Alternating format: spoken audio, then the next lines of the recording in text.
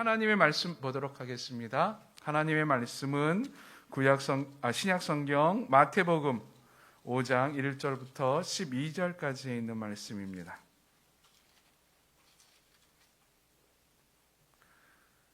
마태복음 5장 1절부터 12절까지에 있는 말씀, 우리 한 목소리로 함께 봉독드리도록 하겠습니다. 예수께서 무리를 보시고 산에 올라가 앉으시니 제자들이 나아온지라 입을 열어 가르쳐 이르시되 심령이 가난한 자는 복이 있나니 천국이 그들의 것이며 애통하는 자는 복이 있나니 그들이 위로를 받을 것이며 온유한 자는 복이 있나니 그들이 땅을 기업으로 받을 것이며 의에 줄이고 목마른 자는 복이 있나니 그들이 배부를 것이며 긍휼히 여기는 자는 복이 있나니 그들이 긍휼히 여김을 받을 것이며 마음이 청결한 자는 복이 있나니 그들이 하나님을 볼 것이며 화평하게 하는 자는 복이 있나니 그들이 하나님의 아들이라 일컬음을 받을 것이며 의를 위하여 박해를 받는 자는 복이 있나니 천국이 그들의 것임이라. 나로 말미암아 너희를 욕하고 박해하고 거짓으로 너희를 거슬러 모든 악한 말을 할 때에는 너희에게 복이 있나니 즐거워하라. 하늘에서 너희의 상이 큼이라. 너희 전에 있던 선지자들도 이같이 박해하였느니라. 아멘. 레미제라블이라고 하는 소설이 있습니다. 주인공 장발장이라고 하는 사람은 배고픈 조카들 때문에 빵을 훔치고 그 빵을 훔친 죄로 감옥에서 19년 동안 강제 노역을 당하게 되지요. 그리고 풀려나는데 가석방으로 풀려납니다. 그러나 사회는 그에 대해서 냉담했습니다. 죄인이었으니까, 감옥에 있었던 자였으니까, 도둑이었으니까. 그는 그렇게 힘들게 살다가 한 신부의 도움으로 마음을 고쳐먹게 됩니다. 그리고 자기는 바르게 살려고 노력하죠. 그래서 아예 자기가 연이 없는 곳으로 도망을 가고 이름도 바꿉니다. 삶의 모습도 바꿉니다. 그리고 아주 열심히 살아갑니다. 선하고 의롭게 살아갑니다. 그의 과거를 모르는 사람들은 그 장발장을 향해서 참 좋은 분이라고 이야기했어요. 참 멋진 사람, 의로운 사람이라고 이야기합니다. 근데 장발장은 자기 자신을 항상 도망자로 여겼습니다. 그를 쫓는 형사의 눈을 피해 항상 도망 다닙니다. 선하게 사는데 왜 도망 다닐까? 자기는 죄인이었으니까. 그는 항상 자기는 죄인이었다라고 하는 과거의 그것이 항상 장발장을 늘 붙잡았습니다. 그를 판단하는 사람들, 대표적으로 그를 쫓는 형사지요. 그 형사는 그가 아무리 지금 잘나고 멋지고 선하게 살았다 하더라도 장발장을 볼 때 그 형사는 항상 나쁜 놈이었습니다. 죄인이었습니다. 그렇죠. 회심한 장발장, 지금은 선하고 의롭게 살아갔지만 그를 규정한 것은 과거의 죄였습니다. 그래서 그를 항상 도망자로 살아가게 하고 불안해서 과거를 숨기는 자로 살게 했지요. 우린 여기서 깨닫는 것이 하나 있습니다. 과거란 단순히 지나간 날이 아니라 지금의 나를 규정한다고 하는 것이지요. 지금 우리의 삶, 그렇죠? 여러분, 과거의 삶이 지금의 나를 규정하고 나에게 영향을 미칩니다. 과거가 항상 나를 뒤따라와요. 과거에 한번 잘못된 것은 영원히 박제가 되어서 우리들을 따라다니고 우리를 괴롭힙니다. 요즘에 종종 TV에 나오는 뉴스거리에 나오는 연예인들의 학폭 논란 사건. 지금 그 연예인의 현재 화면에 나오는 연예인을 보면 절대 그럴 것 같지 않은 참 선하고 예의 바르고 그런데 알고 보니까는 학폭의 주인공이었다는 거예요. 지금 저렇게 선하게 살고 있으니 괜찮지 않을까? 아니요, 대중은 그를 용서하지 않습니다. 나쁜 사람이라고 막 욕을 하고 그는 결국 대중의 뇌리에서 사라집니다. 영원히 죄인으로 살아갑니다. 우리 주변에 음주운전했던 사람들도 항상 뒤를 따라붙죠. 지금 한참 대통령 후보들이 막 이제 자기 자신을 드러내고 있어요. 근데 여러분, 대통령 후보들 평가하는 기준이 뭡니까? 똑같아요. 저 사람 과거에 이런 짓을 했어. 저 사람 과거에 이런 업적이 있었어. 좋아. 저 사람 과거에 이런 잘못을 저질렀어. 저 사람 나빠. 자꾸만 과거가 지금의 그를 규정하고 판단하게 됩니다. 모든 사람들이 다 다른 사람들만 나는 안 그런가요? 나도 그래요. 그렇죠? 제가 예전에 다니던 교회는 그 교회에서는 교도소 사역을 했었어요. 그래서 교도소에서 이제 복역하다가 출소하신 분들이 종종 출소한 이후에 교회를 종종 찾아왔었습니다. 이제 그때 세가족을 맡고 있었는데 세가족으로 누가 등록을 해요. 그래서 얘기하다 보면 교도소에서 왔다 그래요. 그러면요 처음 드는 생각이 뭔지 아세요? 조심해야지. 참 신기해요. 그 사람은 내가 이제 출소해서 새로운 삶을 살려고 그래서 이제 작정해서 교회도 왔는데 바라보는 눈은 그를 조심해야지. 그가 무슨 말을 하면 100% 믿질 않아요. 저 사람 거짓말하고 있는 거 아니야? 라고 의심을 먼저 합니다. 안타까워요. 저만 그런 줄 알았어요? 근데요 똑같더라고요. 새가족부 같이 사역했던 모든 집사님들, 권사님들, 장로님들도 다 똑같은 말을 하고요. 다른 목사님들 다 똑같은 말을 해요.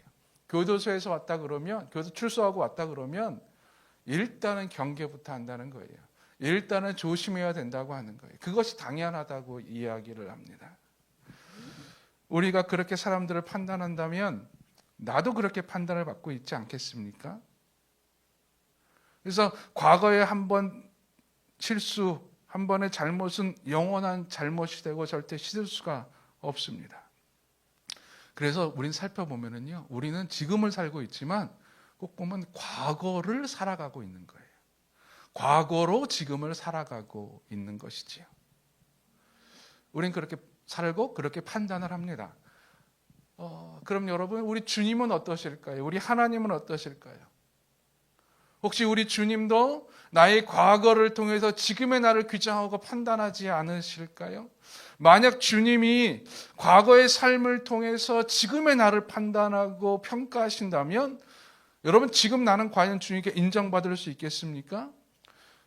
그리스도인이라고 떳떳하게 말하고 다닐 수 있겠습니까? 내가 하나님의 자녀로 택함 받을 수 있겠습니까? 아마 주님이 그럴 거예요. 주호야, 너는 지금 목사라고 하고 하나님 믿는다고 그렇게 살고 있지만 나 알아. 너 예전에 이런 놈이었잖아. 너 예전에 이렇게 살았었잖아. 너 예전에 이러한 잘못을 저질렀잖아. 고개 들 수 없지요.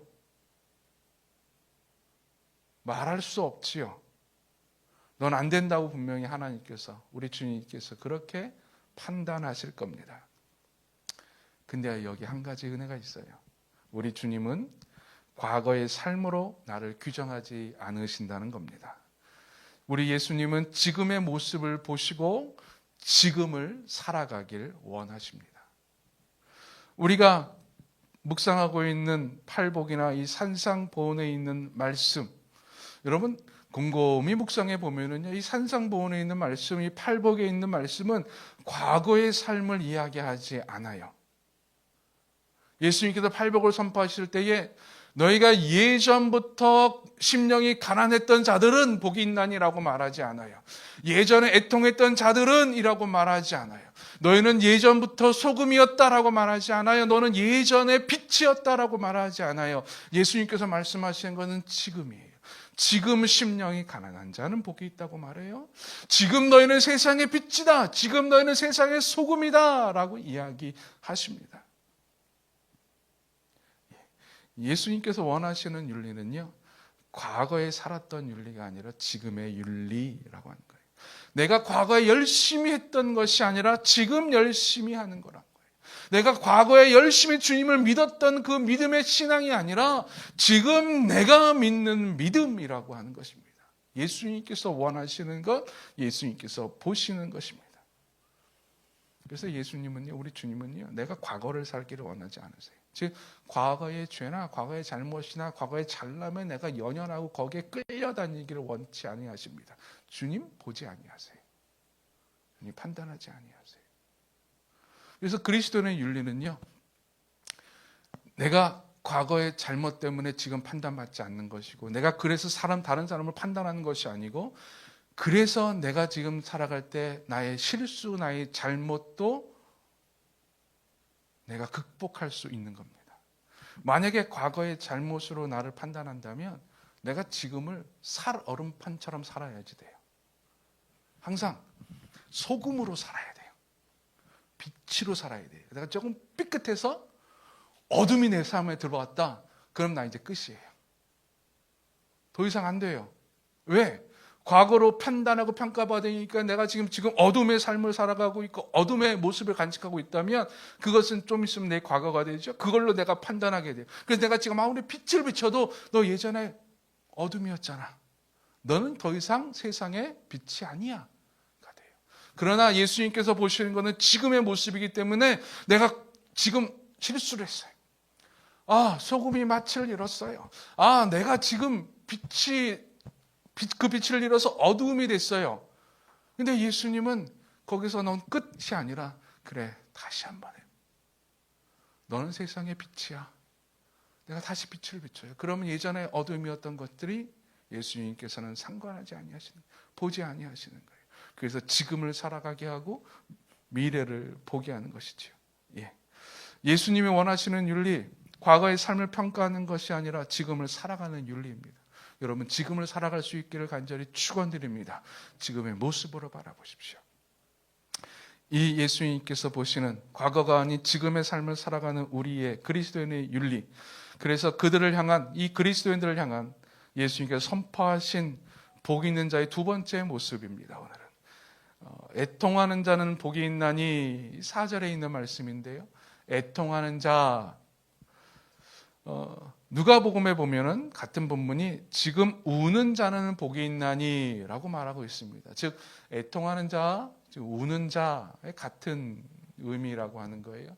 운다고 하는 것, 여러분 눈물을 흘리는 것이지요. 여러분 우리는 언제 눈물을 흘립니까? 언제 울어요? 눈물을 흘릴 때 곰곰이 생각해 보면은 아플 때 울어요. 너무 아프면 막 엉엉 울어요. 삶이 좀 고통스러울 때도 울고요. 억울할 때도 울고요.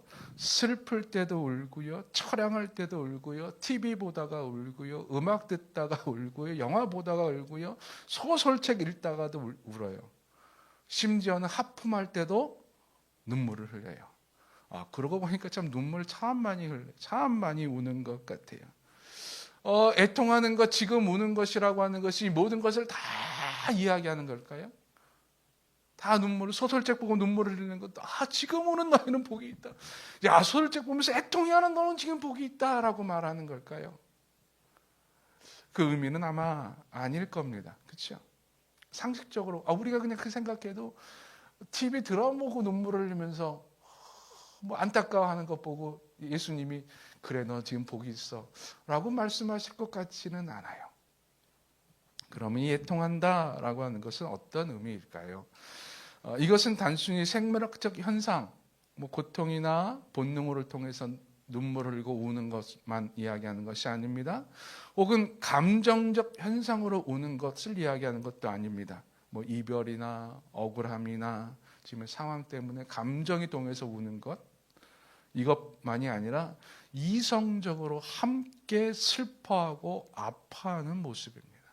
즉 본능이나 감정만이 아니라 그 본능을 억누르고 그 감정을 억누르는 이성마저도 함께 동화되어서 함께 눈물을 흘리고 함께 아파하는 것, 이것이 애통하는 것이라고 하는 거예요. 그래서요, 교회에서는 이 전통적으로 애통하는 자는 어떤 자인가? 첫 번째, 자신의 죄로 인해서 애통하는 자를 의미한다고 합니다.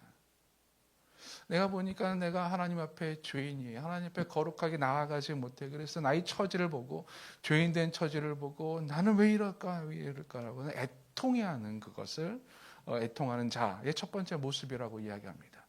두 번째 전통적인 해석은 이 땅에 하나님의 의가 이루어지지 않음을 보고 애통해하는 거라고 하는 거예요.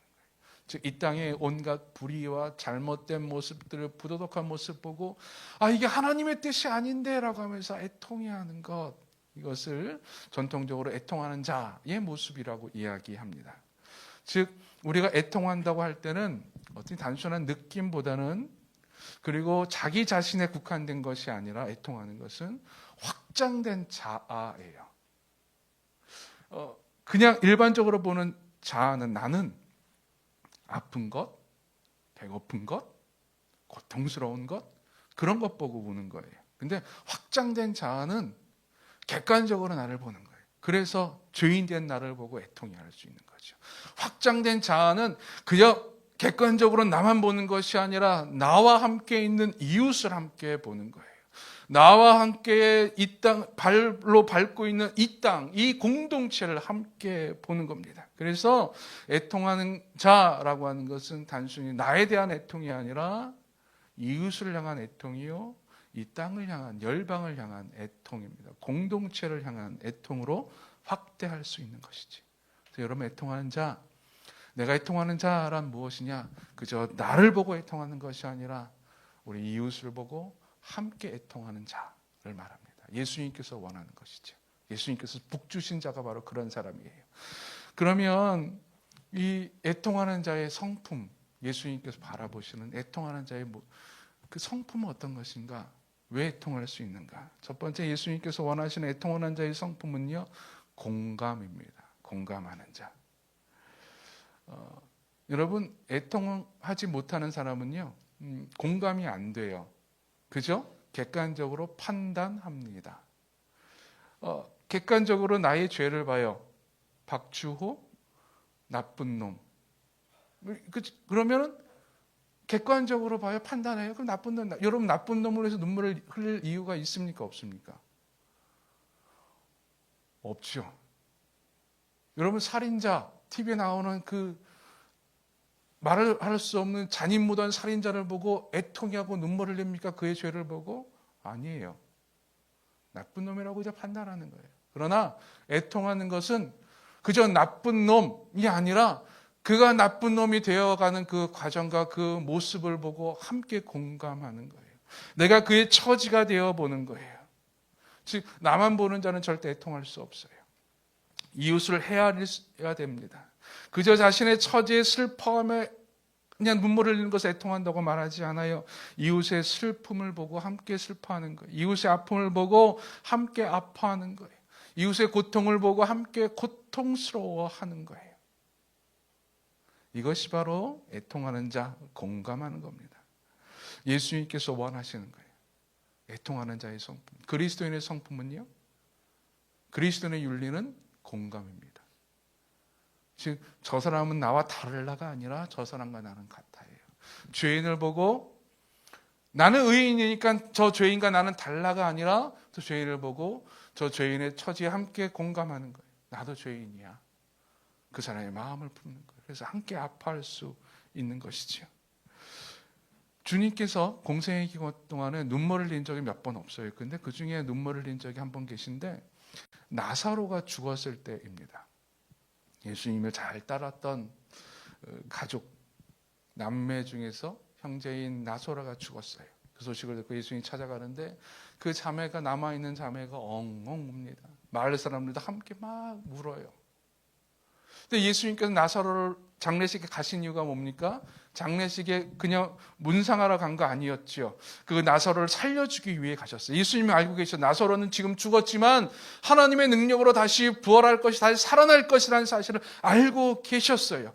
그럼에도 불구하고 예수님께서 함께 나사로가 묻혀있는 무덤에 가시고 나서 가실 때에 많은 사람들이 함께 울 때 예수님께서 눈물을 흘리셨습니다. 왜요? 공감했기 때문에. 그들의 슬픔을 함께 마음으로 품었기 때문에 눈물을 흘리셨던 것이죠. 예. 주님께서 원하시는 자는 바로 이런 자입니다. 이웃을 보고, 공동체를 보고, 함께 귀를 기울이고 눈을 맞출 수 있는 사람. 나만 살아가는 자가 아니라 이웃과 함께 살아가는 자. 여러분, 우리가 그런 사람 되기를 간절히 축원드립니다. 공감하는 자예요. 두 번째, 이 애통하는 자는 어떤 성품을 가진 자입니까? 더 나은 것을 볼 수 있는 자입니다. 더 좋은 것을 볼 수 있는 자. 다른 말로 하면은 소망을 보는 자지요. 여러분, 우리가 그 사람의 처지에 공감하고 함께 슬퍼하는 이유는 뭡니까? 애통해하는 이유는 뭡니까? 간단합니다. 그의 처지가 안 돼서예요. 그 처지가 안타까워서예요. 그 고통이 너무나 안타까워서 함께 우는 거예요. 함께 슬퍼하는 거예요. 이 사람이 건강해야 되는데 지금 병에 들어 있어요. 그래서 애통스러워요. 애통해요. 이 사람이 좀 배불러야 되는데 지금 배고파서 너무 힘들어요. 애통스러운 거예요. 이 사람이 참 잘 살아야 되는데 지금 너무 못 살고 너무 힘들게 살아요. 그래서 내가 애통하는 거예요. 잘 살아야 되는데 왜 이렇게 못 살까? 이 사람 건강해야 되는데, 이 사람 늘 행복해야 되는데 왜 이렇게 불행하고 힘들까? 그래서 애통하는 거지요. 자, 여기서 한 가지. 뭐뭐 해야 되는데, 건강해야 되는데 병든 거예요. 그렇죠? 만약에 그가 더 나은 것을 보지 못한다면, 더 나은 것을 알지 못한다면 애통할 필요가 없습니다. 늘 배고픈 삶을 살고 있는 사람들에게 배고픔은 일상이에요. 그래서 배고픔 때문에 애통하지 않아요. 평생 노예로 살고 있는 사람은 그 노예의 삶이 일상이에요. 더 나은 것이 없어요. 그래서 노예의 삶을 보고 애통해하지 않아요. 그러나 자유인의 삶을 살고 있는 사람은 노예인 삶을 살고 있는 사람을 보고 애통해요. 왜요? 이 사람은 노예로 살 필요가 없는데 자유인으로 살아야 되는데 노예로 살고 있으니. 그래서 우리가 그리스도인의 세상을 보고 애통하는 이유가 바로 여기에 있습니다. 세상 사람들은 죄인으로 살아가요. 그 죄인으로 사는 건 당연한 거예요. 더 이상 어떻게 살아갈지를 몰라요. 그러나 우리는 보잖아요. 이 사람은 하나님의 자녀로 살아가야 되는데 왜 죄인으로 살고 있지? 그래서 애통하는 거예요. 더 나은 것을 보는 거죠. 더 나은 것. 얼마 전에 올림픽이 끝나고 패럴림픽을 했었습니다. 패럴림픽 보신 분들 계실 거예요. 소위 장애인 올림픽이라고 이야기하는 거죠. 장애를 선천적 장애, 후천적 장애를 가진 분들이 함께 운동 경기를 즐깁니다. 열심히 하는 분들을 보고 박수치고 환호하고 함께 즐거워해요. 근데 여러분 혹시 패럴림픽 보면서 거기에 나와 있는 사람들, 이렇게 운동한 사람들, 메달 딴 사람들 보면서 박수 쳐주고 격려해 주죠. 근데 그 사람 보면서 막 눈물을 흘리신 분 계세요? 안타까워서 왜 저렇게 살지? 너무 힘들어. 눈물 흘린 분 거의 없을 거예요. 왜? 그 사람 지금 행복하니까. 열심히 살아서 지금 어떤 성과를 이루고 있으니까 우리는 그걸 축복해요. 근데 그 사람을 보고 아무리 성과를 이루었고 지금 행복해하는 그 사람을 보고 한편에서 눈물을 흘리고 애통해하는 분이 있어요. 어떤 분입니까? 그의 가족들. 사고 나기 전에 건강했던 모습을 알고 있는 사람은요, 지금 그가 아무리 잘 돼도 슬퍼요. 애통해요. 지금은 괜찮다고 이야기하지만 늘 마음이 아파요.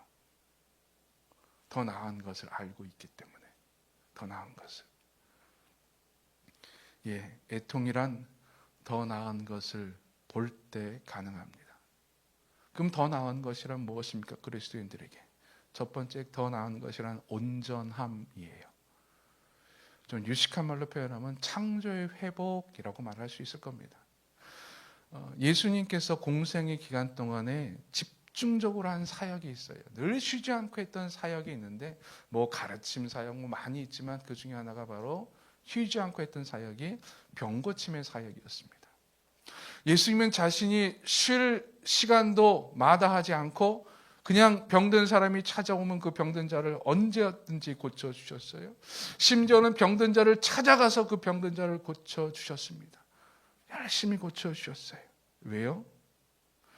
온전하지 못했던 그 병자들 보면서 애통이 했기 때문에. 그 창조의 회복, 그 온전함, 그 원래 하나님께서 그를 창조했을 때의 그 온전한 모습을 알고 계셨기 때문에 이가 지금 너무나 힘들게 중풍병으로 고통스러워하는 것, 다리를 절고 있는 것, 보지 못하는 것이 안타까운 거예요. 마음이 아픈 거예요. 그래서 그를 회복시켜주지 않으면 견딜 수가 없어서 예수님은 쉬지도 않고 잠자는 것까지도 마다하고 그 병든 자를 고쳐주셨던 겁니다. 예, 우리가 봐야 되는 것은 바로 이거예요. 그 영혼을 볼 때, 공동체를 볼 때, 이웃을 볼 때 그의 온전함을 봐야 돼요. 원래의 모습, 하나님이 창조하셨을 때의 그 모습. 쟤는 원래 그런 애야 없어요. 하나님 앞에는 원래 그런 애 없어요. 예, 원래 그런 건 창조의 원래 그런 모습이에요. 두 번째 더 나은 것이란 하나님의 꿈입니다. 나를 향한 하나님의 꿈을 볼 때 죄인인 나에 대해서 애통해 할 수 있어요. 나는 하나님께 버림받은 존재야. 그리고 나는 죄를 져요. 그럼 나에 대해서, 나의 처지에 대해서 전혀 애통해하지 않아요. 슬퍼하지 않아요. 근데 나를 향한 하나님의 꿈을 봐, 하나님의 비전을 봐요. 주호야, 너는 원래 그렇게 죄인으로 살 자가 아니라 하나님의 꿈을 가진 하나님의 놀라운 섭리를 선포할 수 있는 사람이야. 그것을 내가 볼 때 죄인인 나, 초라한 나를 볼 때 애통해야 하는 거죠. 저렇게 살 사람이 아닌데. 자녀를 바라볼 때 부모들이 왜 안타까워합니까? 꿈이 있기 때문에 안타까운 거예요. 그렇죠? 하나님의 꿈을 볼 때 우리는 애통해 할 수 있는 겁니다. 여러분, 북한을 볼 때 어떤 마음이 드십니까? 일반 사람들은요, 저 북한 빨리 정권 망해서 빨리 통일돼서 북한과 통일되면 우리나라 경제도 회복되고 더 나아지고 더 강대국으로 나아갈 수 있을 텐데, 아이, 저 북한 나쁜 놈들. 예, 우린 그렇게 일반적으로 봐요. 근데 그리스도인은 어떻게 봅니까? 나쁜 놈이라고 북한 보지 않아요. 북한을 위해서 기도합시다 그러면 항상 눈물을 흘리며 기도해요. 부르짖으며 애통해하며 기도해요. 왜요? 그 땅을 향한 하나님의 꿈을 우리가 보기 때문에. 그 땅이 단순히 우리의 나만의 주적이 아니라 저 북한은 하나님의 땅인데, 저 북한 방방 곳곳에 하나님을 이름이 높아지고 하나님을 찬양하고 하나님을 예배하는 자들이 일어나야 될 텐데 그러지 못하고 있으니, 그 상황을 보니 하나님의 꿈이 아직 이루어지지 않은 걸 보니 안타까운, 마음이 아픈 거예요. 그래서 애통해하는 겁니다. 저는 바랍니다. 하나님의 꿈을 보는 눈을 간직할 수 있기를 간절히 축원드립니다. 지금을 보지 마세요. 하나님의 꿈을 보세요. 그를 향한 하나님의 꿈, 나를 향한 하나님의 꿈, 공동체를 향한 하나님의 꿈을 볼 때 우리는 볼 수가 있어요. 꿈을 꿀 수가 있어요. 그리고 함께 예수님께서 복 주시는 애통하는 자가 될 수 있는 것입니다. 이 애통하는 자에게 주시는 하나님, 예수님의 복, 하나님께서 선포하신 복이 뭡니까? 그들이 위로를 받을 것이며 라고 말합니다. 즉 하나님이 그 애통하는 그 사람을 위로해 주실 것이다 라고 하는 거예요. 이것은 뭡니까? 하나님이 나를 보고, 내가 이웃을 보고 애통하는 것처럼 하나님께 나를 보고 애통해 하시는 거예요. 나를 인정해 주시는 거죠. 내가 애통하고 공감하는 그 마음을 아시고, 그래 잘하고 있어, 내가 너 인정해 줄게 라고 인정해 주시는 것입니다. 또한 단순히 위로라고 하는 것은, 하나님의 위로는 우리가 이야기하는 말로 격려해 주고 어깨를 감싸주는 것만이 아니라 회복을 의미합니다. 하나님의 천국, 내 눈의 눈물을 닦아주는 것. 더 이상 아파하는 자가 없는 것. 더 이상 눈물을 흘리는 자가 없는 것. 회복이 일어나는 것이지. 즉 하나님의 위로는 회복입니다. 더 나은 것을 보며 애통해할 때 하나님은 그 더 나은 것을 만들어 주시는 거예요. 그래서 우리는 애통해야 돼요. 온전치 못함을 보고 온전함을 바라보며 애통해야 되고요. 지금 하나님의 꿈이, 하나님의 비전이 이루어지지 않은 그 모습을 보고 우리는 애통해야 됩니다. 우리가 애통해야 할 때 하나님께서 그것을 이루어 주시기 때문에 그래요. 하나님께서 회복시켜 주시기 때문에 그래요. 간증 하나 하고 마치려고 합니다. 제가 전에 안양제일교회 청년부 사역할 때 일이었어요. 처음으로 이제 동계 수련회라는 것을 갔어요. 가서 기도원에 가서 열심히 기도를 며칠 동안 동계 수련회를 하는데 청년들이 한 400명 정도 갔었습니다. 그래서 열심히 첫날 밤에 집회를 했어요. 청년들이 열심히 기도하고 뭐 은혜 받고 너무 좋았어요. 이게 끝나고 이제 피드백을 하는데 임원들도 그렇고 같이 사역했던 전사들도 너무 좋다고, 청년들이 은혜 받고 있다고, 열심히 기도하고 있다고 그러는 거예요. 근데 제 마음 한구석에 너무나 답답함이 있어요. 아닌데, 아직 아닌데, 뭐지? 안타까움이, 답답함이 있었어요. 그래서 교육자들하고 같이 마지막 기도하면서 하나님이 원하시는 게 이게 다가 아닌 것 같다고, 우리 여기서 만족하지 말고 좀 더 열심히 기도하고 하나님의 뜻이 어딘지 찾아보자고 기도하고 마무리 졌어요. 그 다음 날 됐어요. 하루 종일 그게 마음에 걸리는 거예요. 프로그램 진행하고 뭐 여러 가지 사역들을 하는데 계속 그게 마음에 걸려서 답답해서 제가 견딜 수가 없었다. 이게 왜 이렇게 답답하고 힘들까? 두 번째 날 저녁이 돼서 집회를 하는데, 기도를 하는데 하나님께서 집회하는 그 청년을 보면서 막 눈물을 흘리게 하는 거예요. 애통한 거예요. 답답한 거예요. 기도하는 저의 기도 내용을 제가 들어보니까 하나님, 많은 영혼들이 400명이 되는 친구들이 겨울에 그 귀한 시간을 버리고 기도원에서 기도하는데, 은혜 받는 친구도 있는데 기도하지 못하는 친구들이 보이는 거예요. 저 친구들 기도할 수 있는데, 지금 하나님 만날 수 있고 하나님 만나는 기회인데 왜 아직까지 기도하지 못하고 왜 아직까지 하나님 만나지 못하지? 기도하는 친구를 보고, 기도하는 청년을 보고 행복해하고 기뻐하고 감사한 것이 아니라, 기도하지 못하는, 하나님을 만나지 못하는 그 영혼들을 보고 애통해하는 마음을 이렇게 주신 거예요. 처음이었어요. 너무 힘들어서 하나님께 막 기도했어요. 애통했죠. 그때 일어난 사건입니다. 갑자기 무너지기 시작했어요. 제 마음이. 하나님, 내가 이거 아무리 애통해도 내 뜻대로 되는 게 아니군요. 하나님 도와달라고 눈물을 흘리며 기도했어요. 그리고 눈을 떠 그 영혼들을 보면서 한 사람 한 사람에서 눈으로 기도하는데 놀란 은혜가, 그 영혼들이 계속 무너지는 거예요. 한 영혼씩 무너지면서 하나님께 무릎 꿇는 모습이었어요. 애통해할 때 하나님께서 위로해 주시는구나. 그게 저에게 가장 하나님께 주시는 어떤 확증 같은 거였습니다. 청년 사역할 때.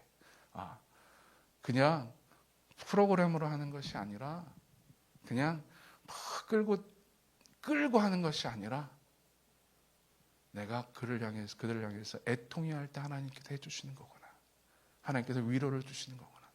저에게도 위로를 주셨고, 그 영혼들에게도 위로를 주셨고, 청년부 전체에 하나님의 위로가 임했었어요. 그때 이후로는 뭐 일사천리죠. 하나님께서 폭포수같이 부어주신 그 은혜가 넘쳐났었죠. 여러분, 우리가 애통해할 때 은혜가 임합니다.